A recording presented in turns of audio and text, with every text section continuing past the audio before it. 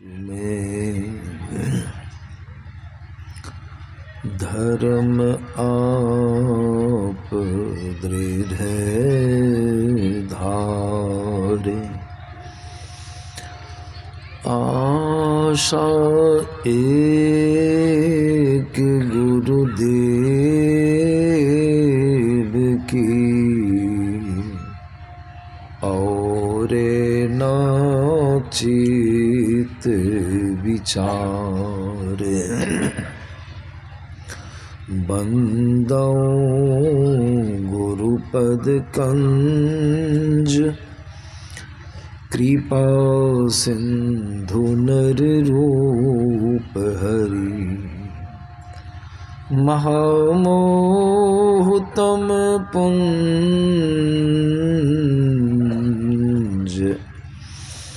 जासु वचन रवि करे निकरे, महामोहतम पुंज जासु वचन रवि कर, जासु वचन रवि कर। उपस्थित धर्म प्रेमी सज्जन वृंद तथा माताओं एवं बहनों, आज का सत्संग हम लोग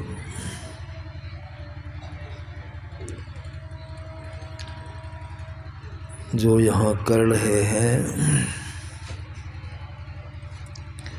यह तीसरी जगह है। तीसरी जगह कहने का मतलब कुछ लोग तो बस ही समझे होंगे और कुछ लोग नहीं समझे होंगे। 1 जनवरी को नववर्ष का सत्संग पहले हम लोग आश्रम के प्रांगण में ही करते थे। आश्रम सत्संग मंदिर जो निर्मित है उसी प्रांगण में करते थे बहुत वर्षों से। उसमें जो आप लोगों की अटानी नहीं होने लगी, अधिक संख्या में आप लोग सब कोई धर्म प्रेमी आने लगे, तो उसमें दिक्कत मालूम पड़ने लगी। तो दिक्कत मालूम पड़ने लगी तो सत्संग कहाँ करते थे? दूसरी जगह हम लोग वही बागीचा जो सामने में है, इसके आगे रोड के पूरब तरफ उस बागीचा में करते थे। कई बार उसमें सब कोई किए। तो अब की बार विचार हुआ कि यह नई जमीन आश्रम की है, हुई है, नई जमीन है, पहले यह जमीन नहीं थी। तो ये जमीन गुरु महाराज की कृपा से आश्रम में हुई है। तो विचार हुआ कि अब की बार इसी में सत्संग करना चाहिए।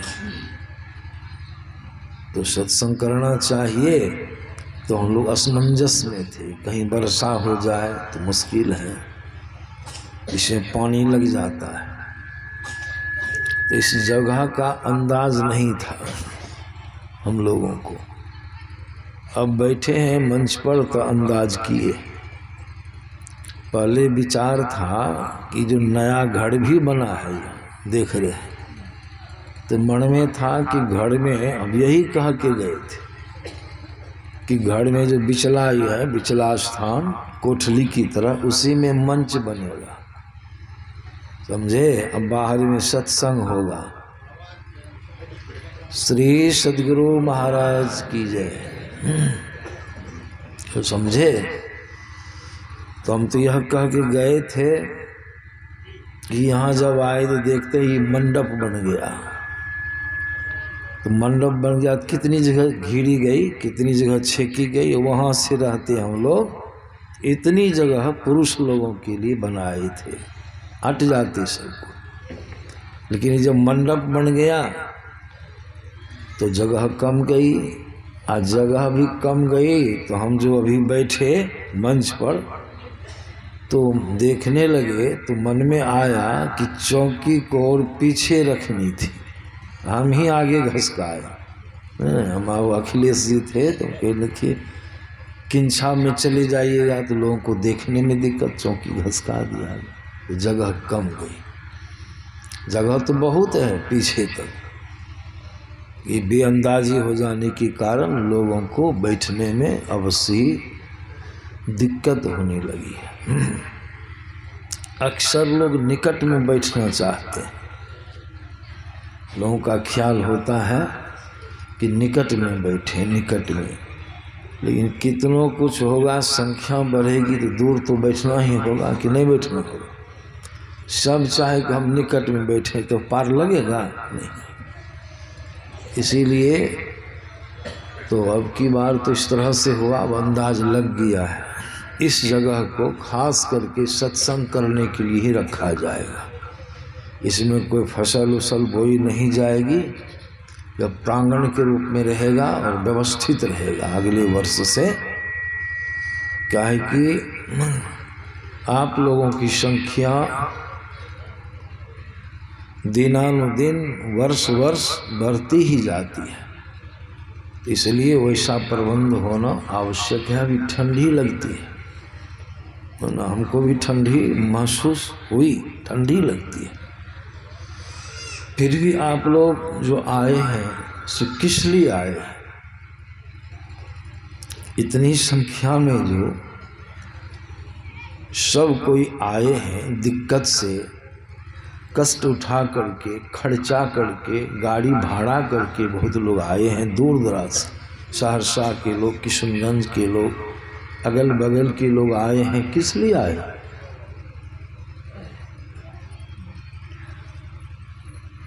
तो मैंने विचार किया क्यों आए, तो विचार में क्या आया, सब जगह आवाज जाती है पीछे, सब नहीं जाती, कम आवाज क्यों जाती है पीछे? आवाज को ठीक करो। साउंड बॉक्स की आवाज है तो हॉर्न में आवाज है। श्री सद्गुरु महाराज की जय। और कोई दिक्कत हो लेकिन सुनने में दिक्कत नहीं होनी चाहिए।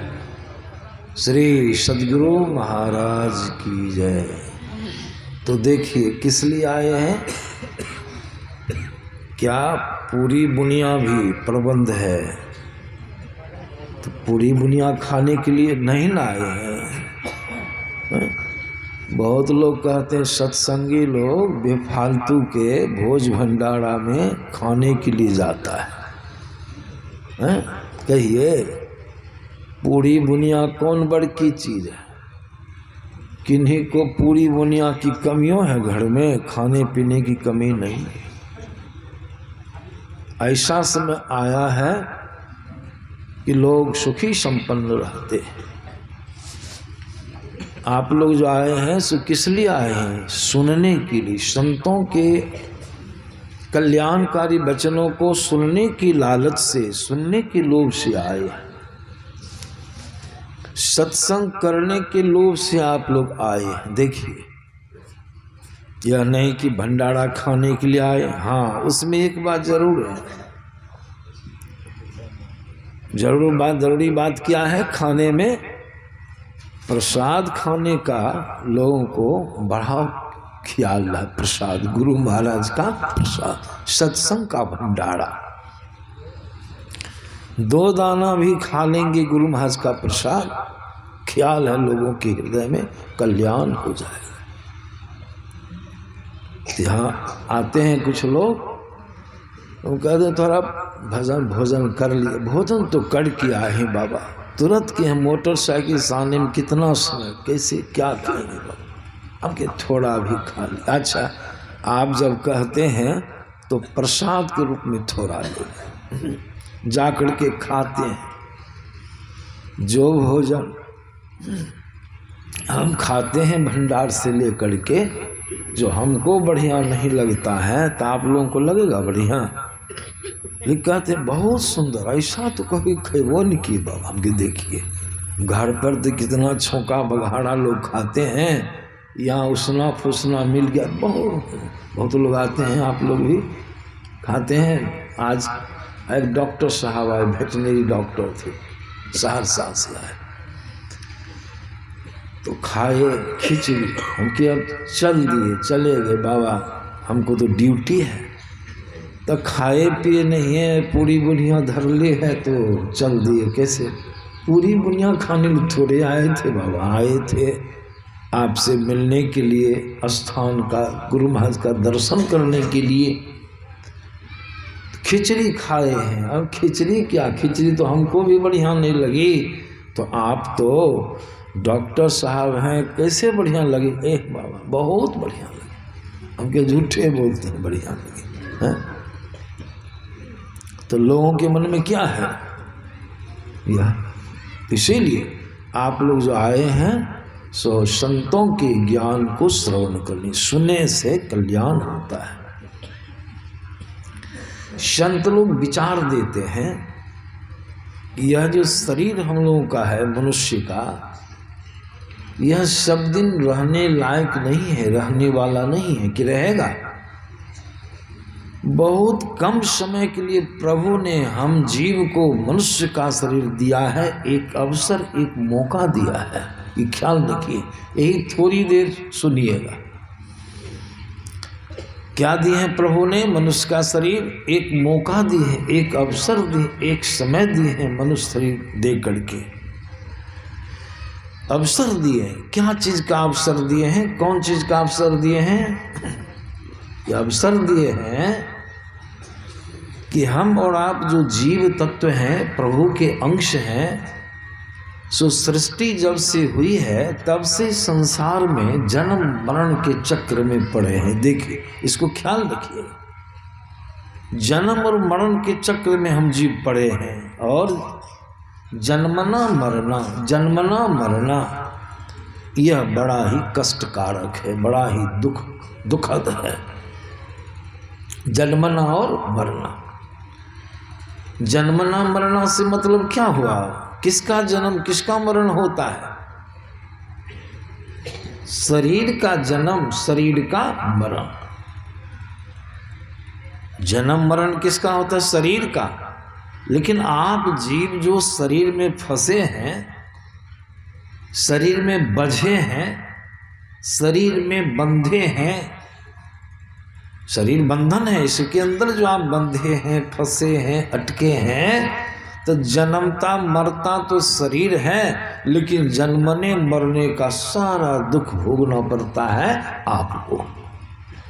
भोगना भी पड़ता तीन कैसा तैसा, हल्का फल्का थोड़ा बहुत सो नहीं, बहुत कठोर दुख भोगना पड़ता है, बहुत कष्ट भोगना पड़ता है।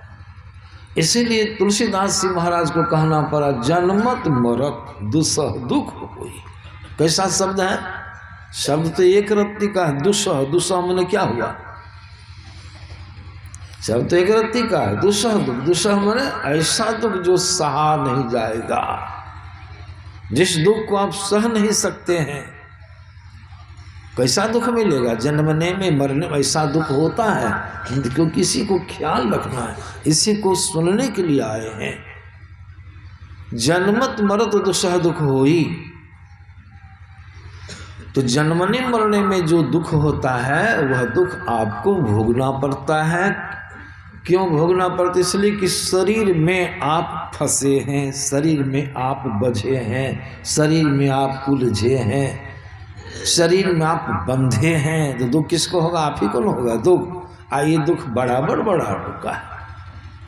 एक ही बार जन्म, एक ही बार मरण हो जाए तब तो कोई हर्ज की बात भोग लेंगे कि बार चलो देखा जाएगा। एक ही बार की मार खा लेंगे, सह लेंगे। यहाँ तो है बराबर जन्म बराबर मरण, छुट्टी नहीं।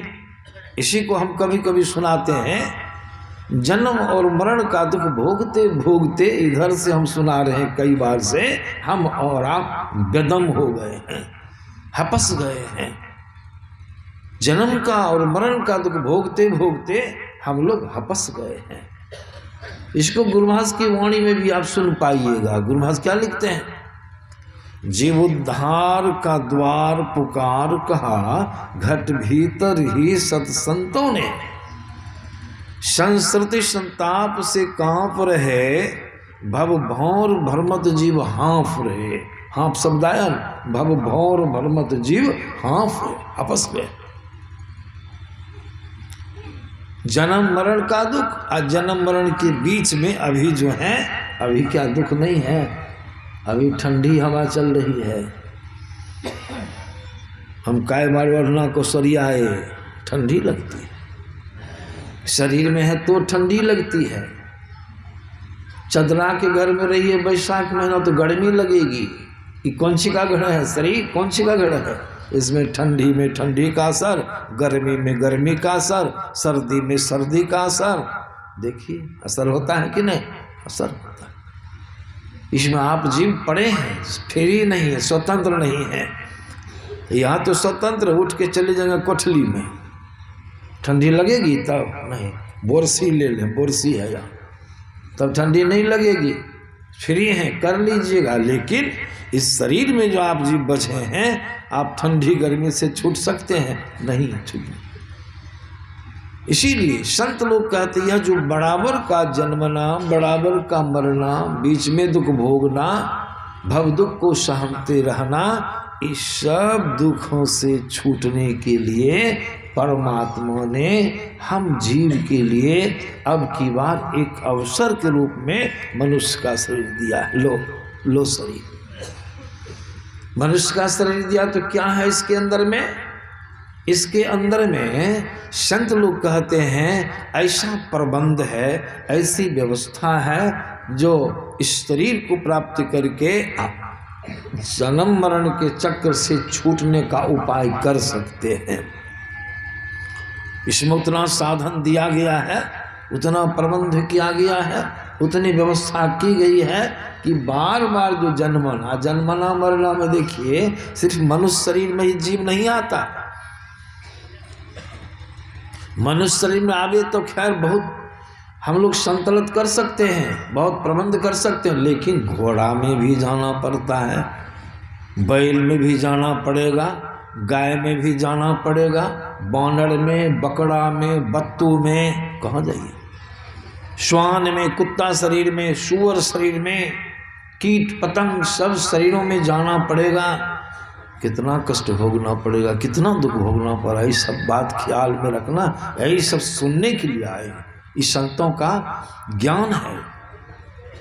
अब संत महात्मा लोग कहते हैं इस तरह से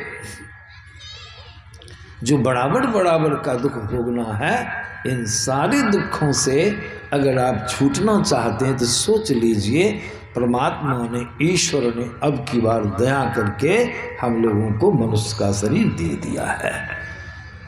इसमें प्रबंध है और कह भी दिया है। अभी सुने पाठ में राम भगवान अपने मुखारबिंद से कहते हैं, बड़े भाग मानुष तनु पावा, सुर दुर्लभ सब ग्रंथ ही गावा, साधन धाम मोक्ष कर द्वार। इस शरीर सभी साधनों का घर है, सारा प्रबंध है इसके अंदर। जो चाहिए कर लीजिए। करते हैं कि नहीं? कर लेते हैं। जो चाहते हैं कर लेते हैं। कोई समस्या आती है उसका समाधान हम कर लेते हैं, और शरीर में समाधान नहीं कर सकते हैं, कर लेते हैं।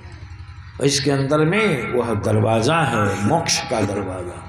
मोक्ष का दरवाज़ा का माने क्या हुआ?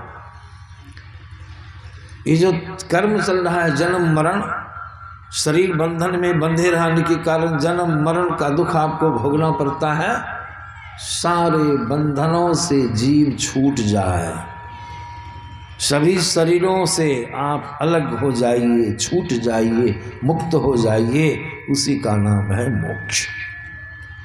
कितने शरीर के बंधन हैं, कितने बंधन में आप जब जीव बंधे हैं, कितने शरीर लगे हैं। अब देखिए संतों के ज्ञान में आया है, 4 किस्म के शरीर हैं। कितने किस्म के शरीर हैं? इनको ख्याल रखना, 4 किस्म के शरीर हैं। आज शरीर नहीं कह करके बंधन कह दीजिए, कोनो हर्ज की बात नहीं। बंधन 4 किस्म के शरीर हैं और उसका नाम भी बहुत सत्संगी जानते हैं, स्थूल, सूक्ष्म कारण और महाकारण। 4 शरीर हैं। 4 बंधन कहिए तो कोनो हर्ज में बंधे हैं, 4 दीवारी कहिए तो कोई हर्ज की बात है। 4 दीवारों से आप जीव घिरे हैं। एक शरीर को तो देख रहे हैं, स्थूल शरीर तो दिखाई पड़ रहा है। यह शरीर तो 5 पदार्थों से बना है, छित जल पावक गगन समीरा। माता गर्भ में बना है, पेट में बना है, बाहर निकला है तो बढ़ते बढ़ते बढ़ते इसमें यहाँ तक आया है, बढ़ कर के ऐसा हो गया शरीर। यह स्थूल शरीर है। बढ़ते बढ़ते जब बढ़ने का अंत हो जाएगा, समझे? श्री सदगुरु महाराज की, आप लोग शांति से बैठिए, इधर उधर देख सुनने कीजिए। श्री सदगुरु, इस शरीर बढ़ते बढ़ते बढ़ते ऐसा होगा एक दिन कि खत्म हो जाएगा, नष्ट हो जाएगा। ये शरीर रहने वाला नहीं। अभी ख्याल रखिए, शरीर में अनेक प्रकार के रोग लगते हैं, अनेक प्रकार की अवस्थाएं होती हैं। बाल्य अवस्था, लड़कपन अवस्था, जवानी अवस्था, अंत में बुढ़ापा के बाद मरण अवस्था। ये सब ख्याल रखिए, डरिए। शरीर मरने की तरफ जा रहा है, टिकनाऊ शरीर नहीं, टिकने वाला नहीं। अंत में शरीर क्या हो जाएगा? मर जाएगा। ये शरीर क्या मर जाएगा? मर गया शरीर। लेकिन आप नहीं मरे, आप मरने वाले नहीं हैं, आप ईश्वर के अंश हैं, अविनाशी। एक शरीर आपका छूट गया, शरीर मर गया, आप निकल गए, शरीर का जन्म हो गया, फिर शरीर मिल जाएगा आपको। 3 शरीर आपके साथ लगे रहे, इसको ठीक करो। श्री शरीर मरा, इसको लोगों ने जला दिया, लेकिन आप फ्री नहीं हुए। एक ही शरीर न छूटा है, 3 शरीर आपके साथ लगे रह गए। अब ख्याल कीजिए, वह जो 3 शरीर, 3 बंधन लगा रह गया, उसी के कारण पुनर्जन्म होता है, फिर जन्म हो जाएगा। माता के गर्भ में चाहे घोड़ा शरीर मिले तो घोड़ी के गर्भ में, बैल का शरीर मिले तो गाय के गर्भ में, गधा का शरीर मिले तो गधी के गर्भ में, बकरा का शरीर मिले तो बकरी के गर्भ में। ये जीव जाके रहेगा। देख लीजिए, कोई बचावेगा? उसमें रहने में कोई देखने में मिल जाएगा? किसी से भेंट घाट भी होगी माता पेट में, चाहे मनुष्य शरीर में रहिए, पशु शरीर में रहिए, कि इनसे मुलाकात नहीं, गप सरक्का नहीं, बोल चाल नहीं, कुछ नहीं। कितना कष्ट होगा। उसका डर है अभी, उसका डर रखिए। उसका डर किसी के पास नहीं, डर नहीं है। बिना डर के हैं, इसलिए भजन नहीं होता, ध्यान नहीं होता, सत्संग से स्नेह नहीं। जितना ध्यान करना चाहिए इस सब दुखों से छूटने के लिए, छूटिएगा तो आप ही, कल्याण तो होगा आप ही का, लेकिन कर पाते हैं नहीं। प्रत्यक्ष में जो हानि की चीज़ देखते हैं, लाभ की चीज़ देखते हैं, दौड़ते हैं, हानि से बचते हैं। हानि सुवरने के लिए लाभ वाला काम करते हैं, काम काज खूब करते हैं, रोजगार पाती खूब करते हैं, कमाई दवाई में कसर नहीं करते, खेती गृहस्थी करने में कसर नहीं करते, दुकानदारी करने में कसर नहीं करते। डरते हैं, दुकानदारी नहीं करेंगे काम नहीं चलेगा, खेती नहीं करेंगे काम नहीं चलेगा। वहाँ डरते हैं तो काम करते हैं मनोयोग पूर्वक। लेकिन यह डर है कि अब की बार जो शरीर छूटेगा फिर जन्म होगा। अगर मनुष्य शरीर में फिर जन्म होगा तो माता के पेट में 9-10 महीनों तक आपको रहना होगा। वैसा आवाज़ को नहीं ठीक करना है किसी को, है? सीटी होती है, क्या होगा? आवाज़ ठीक नहीं है, आवाज़ को पतली करो। श्री सदगुरु महाराज की जय। तब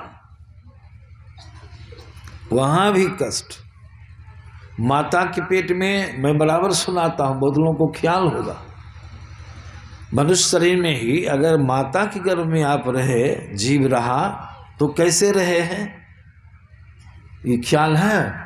बहुत लोगों को ख्याल होगा, बहुत लोगों को पूछे तो मालूम ही नहीं कैसे रहे हैं माता के पेट। उम्र बहुत बीत गई, खाने पीने का कोई कमी नहीं किसी के पास, सब तरह से ठीक ठाक है, विद्वान भी बन गए, पढ़ ले। ये ख्याल हुआ कि माता के पेट में कैसे रहे।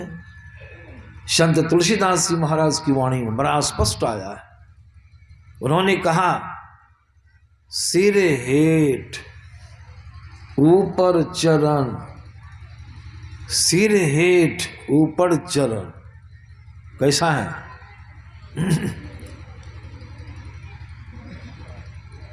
सिर हेठ ऊपर चरण, संकट बात नहीं पूछे कोई।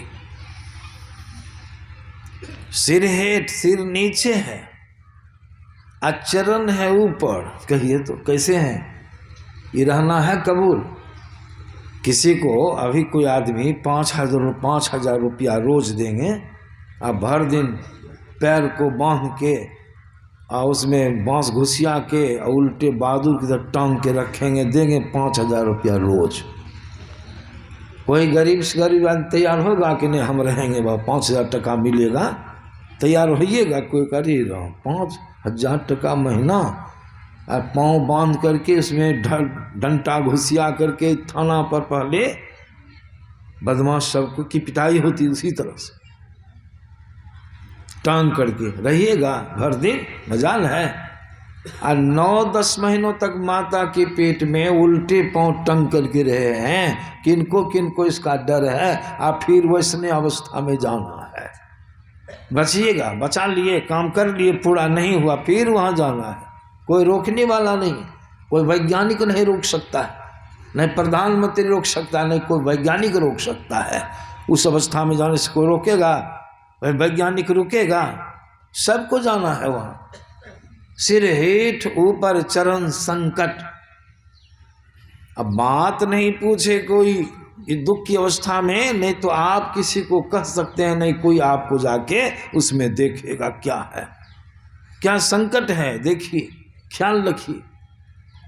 सिर हेठ ऊपर चरण संकट, बात नहीं पूछे कोई। और सोनीत पुरीश जो मूत्र मल कृमि, कर्द मावृत शोभई, आ कोमल शरीर गंभीर वेदन शीश ध्वनि ध्वनि रोग। जिस चादर में आपका शरीर लिपटा है वह चादर गीली रहती है, चमड़ी की चादर है, और गीली रहने के कारण सैकड़ों कीटाणु उसमें रहते हैं। देखिए, ख्याल कीजिए, ये मैं सुना रहा हूँ।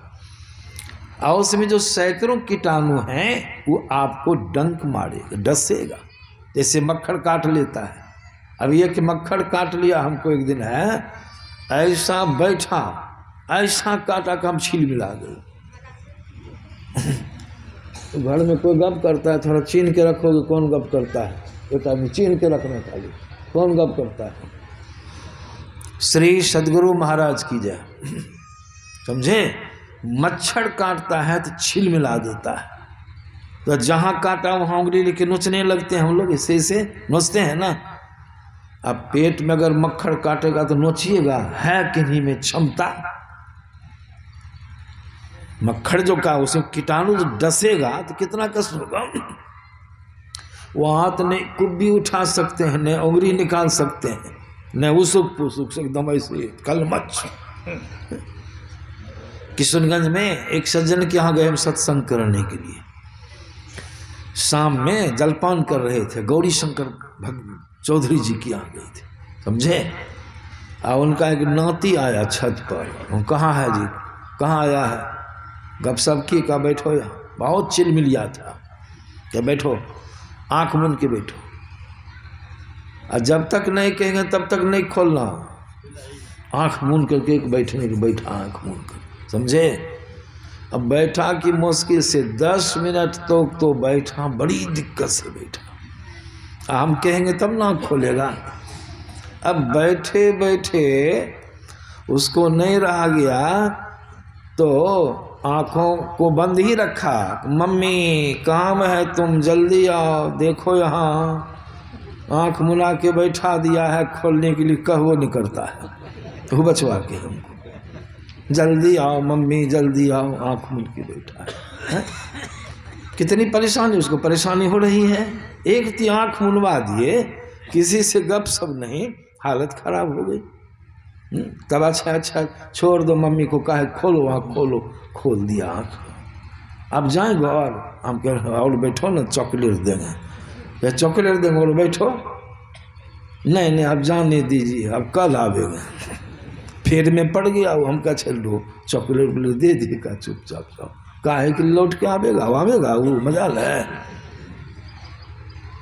उसी प्रकार अंदर में न किसी को आप कह सकते हैं, न कोई आपका सुनने वाला, इतनी पीड़ा माता के गर्भ में जीव को भुगतनी पड़ी है। जहाँ पैखाना की थैली है, जहाँ पेशाब की थैली रहती है, वहीं आपकी नाक है, आपकी आंखें, आपका मुंह सटा है। बराबर सुनाता हूँ मैं कि ये कितना कष्ट है, कब तक का कष्ट है यह, एक दिन का, एक दो दिन का, 9-10 महीनों तक इस अवस्था में आपको रहना पड़ता है कबूल? नहीं है कबूल। यह संकट तो मक्खड़ कीटाणु का जो डंक होता है अंदर में, तो आप कुछ कर नहीं सकते, एकदम कछमछा के जीव रह जाता है। इस स्मरण के लिए मैं आप लोगों को सुना रहा हूं, स्मरण रहेगा तो डरिएगा। यही है जन्म और मरण की पीड़ा। एक बार का जन्म, एक बार का मरण में इतना कष्ट, अब बार बार का जन्म, बार बार का मरण लगा हुआ है। लोग इस बात को नहीं सोचते हैं। लोग क्या सोचते हैं, नियम है संसार का, जन्मे हैं, बढ़े हैं, खेले धूपे हैं, शादी विवाह किए हैं, काम काज करते हैं, नौकरी चाकरी करते हैं, पढ़ाई लिखाई करते हैं, बाल बच्चों का जन्म देते हैं, समय आने के बाद बूढ़े होते हैं, बूढ़ा होना है, मर जाएंगे, इतना ही काम है, तो होना ही, मर जाएंगे। लेकिन मरने के समय में क्या होगा ख्याल है, जन्म में क्या होता है ख्याल है, बस यही अपना कर्तव्य समझ लिए, बाल बच्चों में घर द्वार ही मेरा मकान है, मर गए, शरीर छूट गया। अब कहा कितना दुख भोगना पड़ेगा। संतों के ज्ञान को सुनने से तब न पता चलेगा। इसलिए सत्संग करना चाहिए। इन सारी बातों को सुनने से आपको डर होगा और बचने का ख्याल मन में आवे। कैसे बचिएगा, जन्म मरण के चक्कर से कैसे बचिएगा। संत महात्मा लोग विचार देते हैं कि 3 शरीर जो आपके ऊपर लगा रह गया, उसी का श्राद्ध करते हैं। 3 शरीर लगा रह गया जीव के साथ, जीव तो नहीं मरा, आप तो नहीं मरे, शरीर एक मर गया, आप जो निकल गए, तो उसी के लिए श्राद्ध कर्म करते हैं, कर्मकांड करते हैं, ताकि वह जो जीव निकला है उसकी गति फिर बढ़िया हो जाए, फिर मनुष्य शरीर में आ जाए। पिंडदानों करते हैं, पिंडदान करते हैं ना, चावल कूट के पिंडा बना के देते हैं, पिंड बने शरीर, उसको शरीर मिल जाए। लेकिन पिंडदान करने से शरीर मिल जाएगा, यही शरीर मिलेगा, वहाँ नहीं। ये तो कि नकल करते हैं, असल हो जाएगा नहीं, भूल चूक से हो जाए तो हो जाए, नहीं, पिंडदान करते। संत महात्मा लोग कहते ही विचारने विशेष को ख्याल कीजिए बढ़िया से, तो जन्म मरण का चक्र कैसे छूटेगा। अब संत लोग कहते हैं वह जो 3 शरीर आपके ऊपर लगे रह गए, 3 शरीर, वह 3 शरीर भी अगर मर जाए, खत्म हो जाए, नष्ट हो जाए, तो 3 शरीर वह भी मर जाएगा, तो बचे तो आप अकेले रहे ना। अब अकेले न हो गए, फ्री हो गए, अकेले हो गए फ्री, कोई भार नहीं, सब खत्म हो गया, सब बंधन टूट गया, वो तीनों बंधन उतर जाए तो आप फ्री हो गए। अब आपका जन्म मरण नहीं होगा। लेकिन वह तीनों शरीर मरेगा कैसे। किसी के पर कोई केस है, क्या कहते हैं, किस्म का केस है।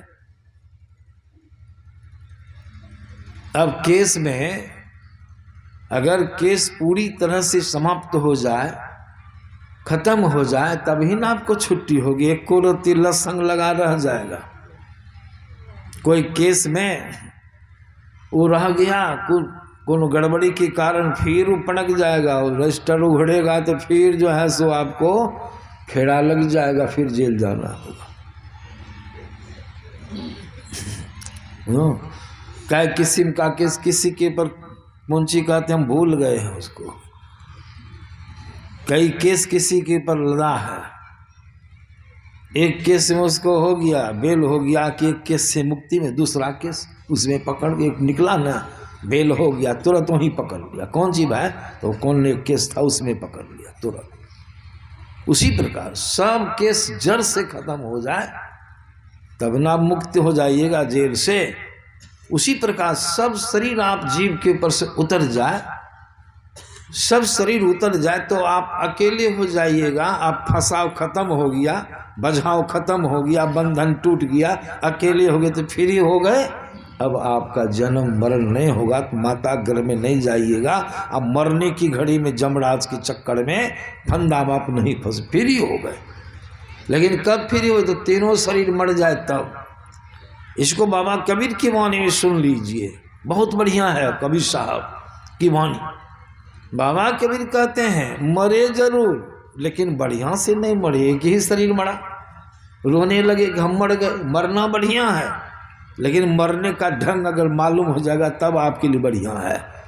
सुग्गा के लिए पिंजरा खतरनाक है, लेकिन हमारे यहाँ एक सुग्गा रहता था, उसके लिए पिंजरा खूब बढ़िया था। देख लीजिए, सुग्गा रहता था मेरे यहाँ बहुत वर्ष पहले, और सुग्गा पिंजरा में रहता था, अपने से पिंजरा खोल के निकल जाए, टहल बुल ले। हम जो कमौनी करते थे खुरपी से, निकोनी पहले कमाते थे फूल सबकी क्यारियों को अपने हाथों से। हम जब कमाते थे सुग्गा भी मेरे पीछे पीछे चोंच ले करके मोथा सबको पकड़ के घिंच घिंच को खाड़े।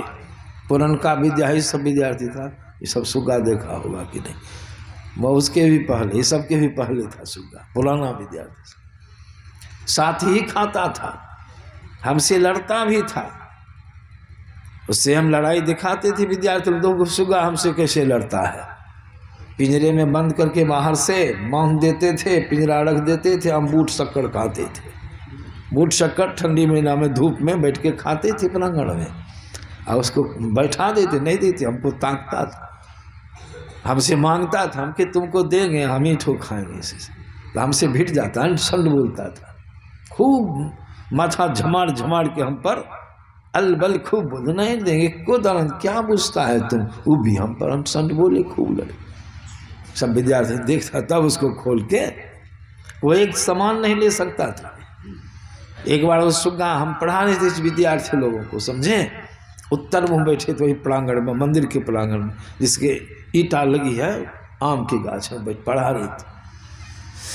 और सुग्गा कहा था, हम टोपी लगाए थे इस पर, इसी पर टोपी पर बैठा था वो, आज टोपी पर से आ गया इधर, इधर से चोंच घुमा करके हमको सुस्कारी मारे। हमको डर लगा कि कहीं पक्षी है, कौन ठिकाना, एक लोल आँखें में दे दी तो डिब्बे साफ कर दे जाए। प्रेम तो करता है जरूर, पक्षी है, कौन ठिकाना है, लिखा पड़ी है। हम के उतरो उतरो, नीचे उतरो, नीचे उतरो। छड़ी थी बगल, छड़ी आ गया हत्था पर, कुर्सी के हत्था पर। एक लंबी चौकी थी, चौड़ी कम थी चौकी थी, हम विद्यार्थियों को बैठा के लिखा रहे थे। एक कॉपी पर हम लिखते जाते थे, एक विद्यार्थी की कॉपी पर, और सब विद्यार्थी हम बोलते, वो भी लिखता था। पहले कड़ाई से पढ़ाते थे, और सुग्गा चलाया हत्था पर, हत्था पर से उतर गया नीचे चौकी पर। आज जिस विद्यार्थी को लिखाते थे, सबके पास जाकर सबकी कलम चोंच से पकड़ के खींच खींच के लोहड़ा के फेंक दिया, सब पर बिगड़े, सब पर गब्जे, सबका सबकी कलम के फेंक दिया। तो आया मेरी कलम के पास, हम पर भी चोंच लेकिन हिसाब से फैलाया, तो हम के मारेंगे तुमको, करचे देखते हो, हमसे भिड़ गया फिर लड़ने के लिए, अनशन बोलने लगा। तब तक में क्या देखता है, अब सब विद्यार्थी उसी के खेला में लग गया, पढ़ेगा क्या। हमारे पिताजी आए, और आम गाछ की जड़ में नीम का दतमन था, छड़का रखा हुआ, एक दतमन उठाए, और उसके खड़का को तो लंबा था दतमन, वो देखा जैसे दतमन लिए, वो उतर के चला गया उड़ के वहाँ, और छिप्पी को चोंच से पकड़ हाथ से खींच लिया, और पितोजी से लड़ गया। खूब माथा चमका के घुमा, खूब बोले। पिताजी ने कहा हमको कहा उन्होंने कि इधर देखो, इधर देखो, कहने देखो हे सुग्गा देखो केना आँखि गुरारने छे, और हमरा हाथ से दतमन छीन लेल कि देखो। हमको भी इसे ताके गुरारे यहाँ पे उधर से, हम कहे लीजिए तो एक बार फिर वो जो जाने लगे लेने के लिए, तो लेने नहीं दे, जिधर जा उधर चला गया। खूब अनशंड बोले। एक दत्तमन उठा लिए, जबरदस्त उठा लिए ना, उनको धरती पर दौड़ करके दबाड़ा सुगा। पिताजी उल्टे पीछे घसकते गए, थोड़ा दूर हट गए तो चढ़ के धौना पर काट लिया उसको, उनको काट लिया। देखो है, एक सज्जन, एक बाबा आए बसनवाड़ा के, दो सज्जन थे, एक बाबा थे एक सज्जन थे। सुग्गा के विषय में सुने न, कैसा सुग्गा है बाबा? सुन तो हाँ है। तो बाहर में चौकी पर बैठे थे प्रांगण में, हमारा चमड़वा जूता बिहपुर वाला पहनते थे, ओल्ती में रखा था वो। तो बाबा ने कहा अच्छा बाबा, हम आपके जूता को है वहाँ रखा, जाते हैं लेने के लिए। सुगवा हमारे पास बैठा था चौकी पर, वो भी था। हम जाते हैं लेने के लिए, लेने देगा हमको? जाके थोड़ा टेब लीजिए, आजमाइए लीजिए। वो जो जाने लगे तो सुगवा यहीं से तजवीज़ करने को, कहाँ जा रहा है, कहाँ जा रहा है। और जैसे वहाँ पहुँच करके जूता पर हाथ फुर से उड़ के चला गया वो, और जूते पर बैठ कर उससे भी भिड़ गया, लड़ गया। पिंजरा में अपने, बहुत प्रसंग है उसका, उतना नहीं सुनाना। पिंजरा में अपने से घुस जाए, छिटकिनी अपने से लगा ले, और जब भोर हो तो छिटकिनी खोल के पिंजरा से बाहर निकल जाए। ऐसा सुन था। हम लोग स्तुति गाते थे, वो भी आँख मूंद करके इधर घूम के अलबल खूब गाते थे, गाता था वो भी। और जब पाठ करने लग जाते थे, चुपचाप आँखों को बंद करके सुनता था। सुनता ऐसा था। एक दिन कचबचिया पक्षी उसके पिंजरा में घुस गया। 10-15 आया, मक्के रोटी का कन था बाहर में, सब चुन चुन के खाने लगा। एक टुकड़ी थी अंदर, वो घुस गया कचबचिया, और वो था हमारे पास। जैसे उसके पिंजरा में घुसा कि हमको क्या तो कह करके फुल से आए, और उड़ के क्या काम किया, यहाँ आकर के बहुत तेजी से सबसे पहले तो फाटक को लगा के छिटकी नहीं घुमा दिया, उसको बंद कर दिया भीतरे, समझे। अब सब कचबचिया उसके डर से भाग गया। अब जिधर जाए दीवार की तरह, उधर जाके चोंच से उसको मारे, उसको मारे। वो चें कर रहा है कचबचिया। तब हम छड़ी लेके आए, तब अलग हटा, अलग भी हटा तो कैसे, हम पर आँख गुड़ार के अलग बोलता था, ऐसा था। ये प्रसंग ख्याल आ गया उसका, बहुत प्रसंग है। लेकिन यह प्रसंग इसलिए सुनाए कि देखिए उसके लिए पिंजरा दुखद नहीं था। क्यों दुखद नहीं था? घुसना निकलना, घुसना निकलना उजाम गया था। तो पिंजरा उसके लिए पिंजरा की तरह नहीं था। संत लोग शरीर में रहने की कला, शरीर को छोड़ने की कला साधन विधि से जान लेते हैं। तो संत लोगों को शरीर जेल के समान मालूम नहीं पड़ता है। मरने से संत लोगों को डर नहीं होता है, हम लोगों को डर होता है। बाबा कबीर कहते हैं, अपनी वाणी, उनकी वाणी सुना रहा था। बाबा कबीर कहते हैं कि जा मरने से जग डरे, जा मरने से जग डरे, मेरो मन आनंद, कब मरी हो कब पाई हो पूरन परमानंद। कब मरी हो कब पाई हो, ये मरने का मतलब क्या हुआ? एक शरीर के मरने की बात नहीं है, तीनों शरीर जो है वह भी मर जाए। तीनों शरीर मर जाएगा, खत्म हो गया तो चारों शरीर समाप्त। तो चारों शरीर के बंधन में आप बंधे हैं, तो चारों शरीर जब मर गया तो आप अकेले रह गए, अकेले हो गए, सब इंद्रियों से छूट गए।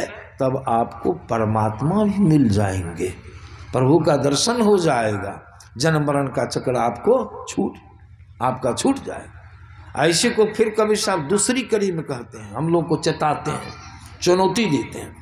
क्या कहते हैं? मरिए तो मरी जाइए, मरिए तो मरी जाइए। कैसे? छूटी पड़े जंजार, ऐसी मरनी को मरे दिन में 100 बार। छूट पड़े जंजाल में चारों शरीर से आपको छुट्टी मिल जाए, ऐसी मरनी को मरे दिन में 100 बार। संत लोग 100 बार मरते हैं। मरने का मतलब ध्यान करके जो कैवल्य अवस्था को प्राप्त कर लेते हैं, समाधि अवस्था को, जब समाधि में चले जाते हैं सब शरीर से ऊपर उठ जाते हैं। तो सब शरीर से छूट के रहते हैं। सब शरीर से छूटना ही मरना कहलाता है। मरना किसको कहते? शरीर छूट गया, मर गया। कहते अमुक का शरीर आज छूट गया, मतलब मर गया। तो मरना कैसा है?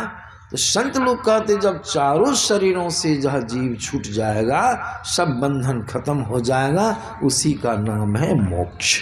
उसी का लिए विषय संतों ने कहा जन्मना मरना आपका खत्म हो जाएगा। सो यह सब काम जो होगा जन्मने मरने के चक्र से छूटने वाला, सब शरीर से छूटने वाला काम होगा, यह काम होगा मनुष्य शरीर से ही, दूसरे शरीर में होने वाला नहीं है। इसलिए एक अवसर परमात्मा ने आपको दिया। गुरु महाराज की वाणी में भी आया है, यही मानुष दे समैया में करो परमेश्वर में प्यार, कर्म धर्म को जला खा कर देंगे तुमको तार, यही शरीर। इसलिए भगवान रामचंद्र जी की वाणी में आया और उसी को मैंने आप लोगों को सुनाया। भगवान राम क्या कहते, साधन धाम मोक्ष कर द्वारा, सभी साधनों का घर, इसके अंदर मोक्ष का दरवाजा परमात्मा ने लगा दिया है। वो सब शरीरों में जाने आने, कितने शरीर में जाना आना पड़ता है, आकड़ 4,84,000 जो निभरमती है जीव अविनाशी। आकड़ 4, आकड़ मैंने खानियां, खानियां कितने हैं 4, अंडज पिंडज अंकुरज और उखमज। अंडज बराबर सुनाता हूं, जो जीव अंडा से जन्म लेता है, पिंडज जो जीव माता की गर्भ से जन्म लेता है, अंकुरज जो वनस्पति को देखते अंकुर करके, बीज में अंकुर होता है, अंकुर करके जो जन्म लेता है अंकुरज। उखमज, उखमज क्या है, उखमज किसको कहते हैं, गर्मी से, गंदगी से, पसीना से जो जीव का जन्म होता उखमज। तो देखिए 4 किस्म, 4 खानियाँ, 84 लाख किस्म की जोनियाँ। अब सोच ली सब शरीर में जीव को जाना है और सब शरीर को तय करके अब की बार आए हैं। अब 84 लाख जीवन को तय करके आए हैं, तो कितना समय लगा, 2.25 अरब बरस समय लगे हैं। अब फिर जो छूटिएगा अब की बार तो क्या होगा। कबीर साहब की वाणी में भी आया और संतों ने कहा, लख 84 भड़म के पौपी अटकी आए, अब की पासा ना पड़े फिर 84 लाख शरीर में आपको जाना होगा। कहिए कहाँ जाइएगा, डर है, इसलिए डरना। इसी बात से संत लोग के सत्संग कीजिए, सत्संग करने से ज्ञान हम लोगों को संतों के वचनों में मालूम पड़ता है। इसीलिए संत महात्मा लोग कहते हैं ये ज्ञान, इसी को सुनने के लिए आए, कैसे छूटिएगा। अब इसी के लिए गुरु महाराज के ज्ञान में आया है, अगर छूटना चाहते हैं तो वह रास्ता आपके अंदर में है, उसका नाम है 10वां द्वार, उसका नाम है 10वां द्वार। और उसी को कहा गया मोक्ष कर, मोक्ष का दरवाजा। वह किधर है मोक्ष का दरवाजा, शरीर में 9 द्वार तो प्रत्यक्ष देखते हैं, जो मैं गिना करके भी सुनाता हूँ, सबों को मालूम है। 9 द्वार से जीव निकलेगा, अधोगति में जाएगा, 84 लाख में जाएगा, तो वह मोक्ष का दरवाजा। और उसी को गुरु महाराज ने कहा 10वां द्वार। आँख है 9वां द्वार, आँख 9वां द्वार है और 10वां द्वार दोनों आँखों के बीच में संत लोग बतलाते हैं 10वां द्वार है।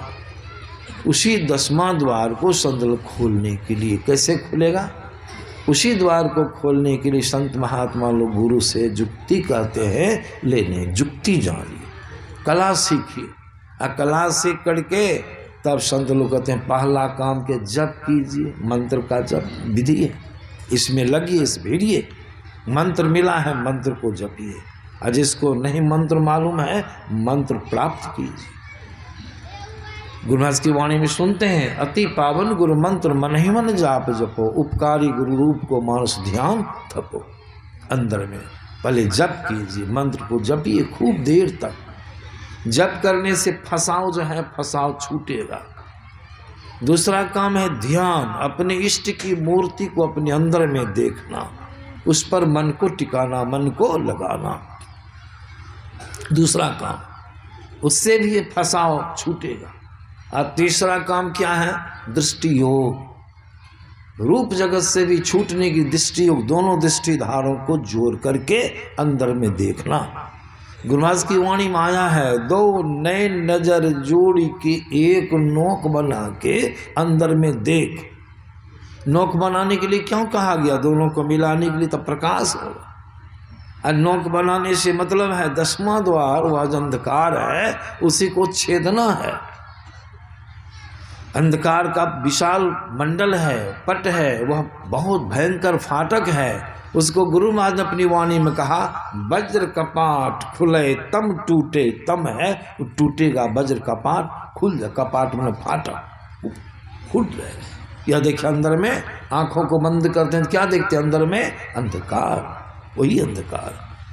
और उस अंधकार के उस पार कल्याण का स्थान है। अंधकार के इस पार और कल्याण। अंधकार कहाँ में है? पिंड में। पिंड किसको कहते हैं? आँख से नीचे के भाग को पिंड कहते हैं। पिंड में देखिए 9 दरवाजे हैं जो बराबर गिनती करके सुनाया। आँख के 2, कान के 2, नाक के 2, मुख के 1, पेशाब पैखाना, सब 9 दरवाजे पिंड में है। अब पिंड में अंधकार है, आंखों को बंद करके देखिए अंधकार। अंधकार में आप और हम पड़े हैं। इसी को गुरु महाराज ने बड़ा सुंदर कहा। गुरु महाराज की वाणी माया है इस अंधकार के संबंध में। स्थूल दृश्य पिंड तोड़ भाड़ा अंधकार घोर, तिल पैसी पार हो। तिल, तिल माना 10वां द्वार, उसमें घुस करके पार हो जाइए, पार हो जाइए। कितनी बड़ी बात है, इस काम को करना है। तिल पैसी पार हो। बाबा कबीर कहते नहीं तो एक तो अंधेरी कोठरी जामे दियो न बाती हो, बहिया पकड़ी जम ले चले कोई संगी ना साथी। 10वां द्वार खोलवा। गुरु महाराज की वाणी में आया है, तिल दरवाजा टूटे नजर के जोर से, अरे हाँ रे में ही लगी टकटकी खूब जोड़। वो तिल दरवाजा खुल जाएगा। कैसे खुलेगा? अपने आप ने खुलेगा नहीं, गपशप से खुलेगा नहीं। तब उसके लिए ध्यान करना होगा, अपने अंदर में ध्यान। यही कल्याण का मार्ग है। 10वां द्वार जब खुल गया तो समझ लीजिए आपका कल्याण का दरवाजा खुल गया। इसीलिए संत महात्मा लोग कहते हैं इसमें भला यही सबसे जरूरी काम है ना? सबसे जरूरी काम है। नहीं कीजिएगा तो ये भी सुन लीजिए, नहीं कीजिए इस काम को तो हानि कितनी बड़ी होगी सो जान लीजिए। इसको छोड़ करके जितना सब काम में मन लगाए हैं, जितना धन कमाए हैं, जमीन कमाए हैं, महल बनाए हैं, बाल बच्चों का विस्तार किए हैं, सबका लालन पालन किए हैं, अगर ये काम, एक काम ये नहीं होगा और शरीर छूट जाएगा तो क्या सोच लीजिए सब छूट जाएगा आपका। बाल बच्चा, घर द्वार सब छूटेगा। और कहाँ जाइएगा? संत लोग ये भी बताते हैं छूटेगा सो ऐसे तैसे नहीं, ऐसा छूट जाएगा जो आप कहीं का नहीं रहिएगा। शरीर छूट गया, भजन नहीं किए, इस काम को नहीं किए। 84 लाख शरीर में मनुष्य शरीर के अलावा जो पशुवत जीवन बिता रहा है, पशु के समान अपने जीवन को व्यतीत करता है, वह पशु शरीर में चला जाएगा। घोड़ा में, गधा में, गाय में, बैल में, कितना दूर हट गया, मकानों छूट गया। अब मनुष्य शरीर में जन्म होगा तो कम से कम इतना तो जरूर होगा। उसी परिवार में अगर जन्म हो जाए तो यह तो होगा एक दादा बन के मरे, अब पोता बन के जन्मे। ये भी तो हो सकता है, हुआ है, बहुत प्रसंग है। दादा बन के मरे, पतवा सब है। दादा मरे 105 वर्ष की, 8 वर्ष की उम्र में मरे दादाजी। अब मरे तो पोता बन के जन्म लिए। एक हाथ का शरीर है, पोता दादे को पोता खिलाता है। ढेरी उदाहरण है। अर्जुन कई बार मरा, अभिमन्यु का कई बार बेटा बना। एक बार अभिमन्यु भी अर्जुन का बेटा बन गया। जो मरा था अभिमन्यु, अर्जुन स्वर्ग में गया था भेंट करने के लिए, वही अभिमन्यु फटकार दिया। एक ही बार, अब की बार हम आपका बेटा बने हैं, आप मेरा बाप बने हैं, हम मरे हैं, आए यहाँ छिया। आप हमारा बेटा कै बार मरे हैं, जन्म हुए हैं, कै बार मरे, हम कभी गए वो किए भेंट करने नहीं। अर्जुन की पट्टी खुल गई, भाग गया वहाँ से भगवान के पास। क्या हुआ अर्जुन, बेटवा कहाँ है? अभिमन्यु का प्रभु चलिए चलिए, अब क्या अभिमन्यु, तो पट्टी खुल गई मेरी है। तो काय बार कहाँ का मोह ममता, बेटा को चुम्मा लेते लेते, एक ठो सत्संगी है, चुम्मा लेते लेते बेटा को मर गया, शरीर छूट गया, कोई काम नहीं किया, कहाँ जाइए। अंतमति सोगति, बोता की आसक्ति में शरीर छूट गया तो सुअर या सुगड़ी का शरीर मिल जाएगा, कहाँ का रहिएगा, कोई बचावेगा। यही नियम है कर्म का, सिद्धांत धर्म का सिद्धांत है। इसीलिए संत महात्मा लोग कहते हैं कि इस काम को कीजिए, नहीं तो भयानक कष्ट में आपको जाना पड़ेगा, 84 लाख किस्म की जोड़ियों में जाना होगा। यह मनुष्य का जीवन जितना सुंदर मिला है वह व्यर्थ का हो जाएगा, निरर्थक। इसीलिए अभी भी समय है, गुरु महाराज की वाणी माया है, समय गया फिरता नहीं, झट ही करो निज काम, जो बीता सो बीतिया, अब हूँ गहो गुरु नाम, अभी हो कुछ नहीं बिगड़ा है, समझ जाइए। जितना समय बचा है उसको ध्यान भजन में लगाइए, काम भी कीजिए, ध्यान भजन लगाए। ऐसा करते रहने से अंत भला तो सब भला। शरीर छूट जाएगा, फिर मनुष्य का शरीर मिल जाएगा। कितना लाभ हुआ, मनुष्य का शरीर इतने न होगा कि फिर 9 महीना माता के पेट में रहना होगा, लेकिन शरीर तो मनुष्य का मिल गया। और जो महल बनाए, महला 3 महला बनाए, उसी में आपका जन्म हो गया, तो मकानों मिल गया, मकानों मिल गया। पतवासों को बड़ा चुम्मा लेता, पुतबे चुम्मा ले रहा है, हाँ पुतबे चुम्मा ले रहा है दादा को। देखिए इतना तो हुआ, एक के परिवार में तो आए, एक ही परिवारों मिल गया, बालो बच्चा भेंट हो गई, किसी तरह से मिलन हो गया, मकान मिल गया। कोट जो है, कोट जो बनाए थे मरने के पहले तो सब कोट उट खोल लेता है कि नहीं खोलता है, सिकड़ी खोल लेगा, सब कुछ खोल लेगा। उसी परिवार में जन्म, अपने सिकड़ी, अपने कोट, अपना कंबल जो किन के रखे, ओढ़िए। फायदा हुआ कि नहीं, बाथरूम बनाए, झाड़ा फिरिए, कितना फिरिएगा, जाइए पैखाना कीजिए, बनाना भी नहीं पड़ेगा, तो फायदा हुआ कि नहीं हुआ, कहिए। ये काम को छोड़ करके संत लोग के कुछ करो, लेकिन मूलधन को नहीं छोड़ो। समय तो बहुत कम है, एक प्रसंग सुना देता हूं, समझे। एक बुद्धदेव था, काट के सुनाता हूं, बीच से थोड़ा सुनाता हूं।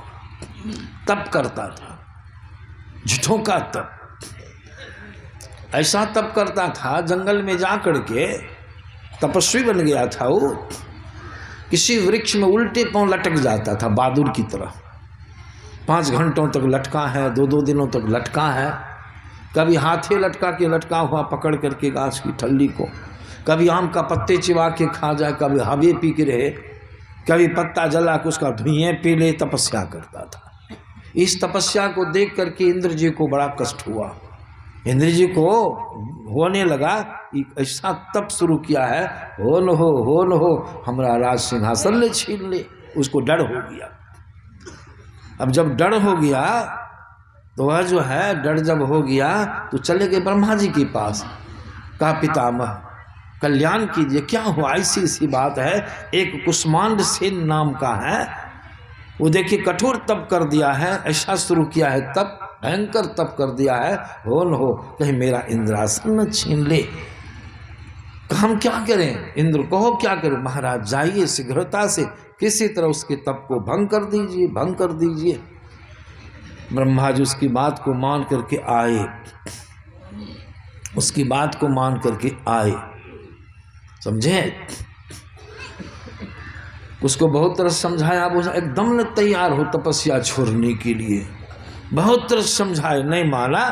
तो ब्रह्मा जी ने एक लोभ दिया, कहे देखो कुष्मांड सेन, तुम हमसे 3 वरदान ले लो, समझा, 3 वरदान ले लो, लेकिन तपस्या छोड़ दो। कहा ठीक है, दीजिए, जल्दी दीजिए। कहा देखिए हम सोच के मांगते, कहा हम धरफड़ में हैं, तुरंत जाएंगे, इंद्रा से ब्रह्म लोग छोड़ के आए हैं, क्या पूछते हो तुम, जल्दी मांगो। कहा थोड़ा सोचने दीजिए, कौन वरदान लेंगे, सोच के न मांगेंगे आपको, धरफड़ाते का है, रुकिए। अब बेचारा सोचने लगे। अब ब्रह्मा जी तंग करे, जल्दी मांगो। क्या मांगा, उसको जो दिक्कतें थी वही सब मांगा। उसको पहली दिक्कत क्या थी, कभी के मोशदारी कटावे ने केस सब कटावे न तो ठाकुर पैसा ले ले, उसको इस बात का बड़ा कष्ट। हम सन्यासी हैं, तपस्वी, हमसे भी पैसा ले लेता है। बिना पैसा का काटना चाहिए महात्मा लोगों की दाढ़ी को, इतना भी ज्ञान नहीं ठाकुर को। ब्रह्मा जी पहला वरदान दीजिए, जो ठाकुर जो नाई हमारी दाढ़ी हमारा केस बनावे, मूछ काटे, हमसे को पैसा नहीं ले, ये वरदान दे दीजिए, मांगबे न करे पैसा। कैसा वरदान है सोच ली, कितना बेवकूफ था। ब्रह्मा जी ने कहा अच्छा जाओ जाओ, यही होगा, कोई ठाकुर काटेगा एक को पैसा नहीं मिलेगा, ठीक है। दूसरा वरदान हमको दीजिए, हम जो थैली सिलाते हैं कभी कभी दर्जी से, कपड़ा चुरा लेता है, ऐसा वरदान दीजिए तो हमारा कपड़ा एक को 4 उंगली नहीं चुरावे। कहा जाओ यही होगा, कोई दर्जी तुम्हारा कपड़ा बनावेगा, सिएगा, नहीं चुरावेगा आज दिन से। 2 बार। तीसरा वरदान दीजिए, जब हमको मौका मिले तो आपको मिला के बोला के फिर 3 वरदान मांग ले। अब ब्रह्मा जी फेट में पड़ गए, मूलधन को नहीं छोड़े, 2 वरदान मांग ले, एक वरदान में 3 वरदान फिर होगी। तपस्या तो छोड़ दिया, कितने दिनों से खाया पिया नहीं था। अब जो है चला आया संसार में, गांव घर में आया। पहले एक बनिया भाई, दुकानदार भाई निमंत्रण दे के ले गया, बाबा चलिए मेरे यहाँ चलिए, पदार्पण कीजिए, चरण रखिए, कल्याण कर दीजिए। गया और बनाया मालपुआ, खीर, पूरी, खूब खिलाया, इतना खाया ना, सोठियाया हुआ, कई दिनों का भूखा खाया, खूब खाने में परहेज नहीं किया। खटिया दे दिया सुतने के लिए उड़ीस वाला, तो अनाज भी कसा हुआ नहीं था, लूज खटिया पर सोया। अब उड़ीस इतना काटा कि रात में 2 बजे धुइयां ढकार उसको हो गया। अब धुइयां ढकार पेट में गड़बड़ी हो गई, अफड़ा हो गया। अफड़े बेचारा है भगवान क्या करें, कि बनिया भाई के यहाँ रात में क्या उपाय है, उभरेंगे कैसे। उसको ख्याल पड़ा कि ब्रह्मा जी के यहाँ मेरा 3 वरदान है, उसी को बुला के कोई समाधान करवा लेते हैं। आंखों को बंद किया, ब्रह्मा जी का आह्वान किया, ब्रह्मा जी आ गए। कुष्मांड सेन, जहे तहे हमको बुलवा लेते हो, ये दुकानदार के घर में आना सस्ता बुझते हो। कामरा वरदान है ना 3 ठो आपके पास में, तो वरदान ले लो, छुट्टी करो जल्दी। पहला वरदान दीजिए, मांगो। देखिए हम इतना खाएं कि हमको अनपच हो गया है। श्री सद्गुरु महाराज की जय। उस वरदान, पहला वरदान तो हमको कहीं से 5 को पचनौल ला के खिलाइए, समझे। दूसरा वरदान में खटिया में जितना उड़ीस है सबको मारिए। अब ब्रह्मा जी फेर में पड़ गए। तीसरा वरदान, हमको जब फिर मौका मिलेगा तो 3 वरदान आपको बुला के। देखिए कथा लंबी इधर नहीं जाना है, यह सुना दिए, सब वरदान ले ले, अब मूलधन में 3 वरदान बरकरार रख ले। कितना होशियार था। संत लोग कहते हैं सब कुछ कर लीजिए लेकिन मूलधन को नहीं गमाइए। मूलधन क्या है? शरीर। इतना काम अंत में भी कर लीजिए कि कम से कम प्रभु आपको मनुष्य का शरीर फिर दे दें भजन करने के लिए। इतना काम बहुत, इतना काम जो नहीं करेगा उसका कल्याण होने वाला नहीं है। इसलिए हमारे गुरुदेव ने कहा समय गया फिरता नहीं, झट ही करो निज काम, जो बीता सो बीतिया अब हूँ गहो। अभी वो मौका है, भगवान राम की वाणी में सुने। साधन धाम मोक्ष कर द्वारा पाई निजही, परलोक समारा सोई परत दुख पावई। सिर धुनि धुनि पछताई, काल ही कर्म है ईश्वर ही मिथ्या दोष लगाए। बस समझे इस तरह से। इसीलिए मैंने आप लोगों को सुनाया कि आप लोग जो आए हैं सत्संग सुनने के लिए आए, बहुत दूर बहुत कष्ट और सुना दिया। बेसी सुनाने का समय नहीं है, आप लोगों को सुनाए और आप लोग ऐसा सुन रहे हैं कि लगता है कि और सुनाते जाएंगे तो आप लोग और भी सुनते रहिएगा। ठंडी का भी ख्याल आप लोगों को भी नहीं है कि है ठंडी का ख्याल नहीं, सब सुनने में लग गए। सुनना चाहिए, बढ़िया बात है। तो अब आगे बढ़ेंगे तो ठीक बात नहीं होगा, फिर समय समय पर सत्संग होता रहेगा। और आप लोग आते रहिए, फिर सत्संग वचनों को श्रवण करते रहिए। और सबसे बड़ी बात है विचारिए, आप विचार के अपने आचरण में उतारिएगा तो आपका शुभ होगा, आपका कल्याण होगा। यह काम अति आवश्यक है। गुरु महाराज की वाणी में आया है सत्संग नित्य और ध्यान नित्य, रहिए कर संलग्न हो, व्यभिचार चोरी नशा हिंसा झूठ तजना 5 पापों को छोड़। आज सबके मन में क्या ख्याल है? नया वर्ष है, नया वर्ष है। देखिए नया दिन है, दिन भी रोज रोज बीतता है, ये देखते हैं कि नहीं, रोज दिन बीतता। एक सप्ताह बीत गया, एक अंतराल है समय का, एक सप्ताह फिर से शुरू होगा, उसको क्या नया सप्ताह कहते हैं कि नहीं। फिर नया सप्ताह, मास बीतता है, 30 दिन का एक महीना होता, मास बीता। एक महीना तो दूसरा महीना, तीसरा महीना, एक अंतराल एक महीना, तो महीना भी देखते नया महीना, दूसरा महीना शुरू होगा। इस तरह से बीतते बीतते एक वर्ष बीत गया, 12 महीनों को बिता दिए, एक अंतराल है। यही वर्ष बीतते बीतते बीतते तब क्या होगा? एक ईस्वी बीत गई, 100 वर्ष पूरा हो जाएगा, 100 वर्ष पूरा हो जाएगा तब कौन होगा? इस तरह से हम लोग गणना करते हैं, समझे ना। इस तरह से अब हो जाएगा कौन ईस्वी, आज से कौन ईस्वी हो गई? 22वां ईस्वी, 22वां वर्ष, 2022वां वर्ष हो गया। इस तरह से तो संत लोग का एक तो अवधि मान है, नया पुराना समय नहीं होता, नई जनवरी पुरानी जनवरी नहीं होता है। समय किसी की प्रतीक्षा नहीं करता। ये है आज नया वर्ष है तो समय तब तक दम मार लिया कि लोगों को तब तक जिराने देते हैं, तब फिर हम शुरू होंगे, ऐसा देखते हैं नहीं।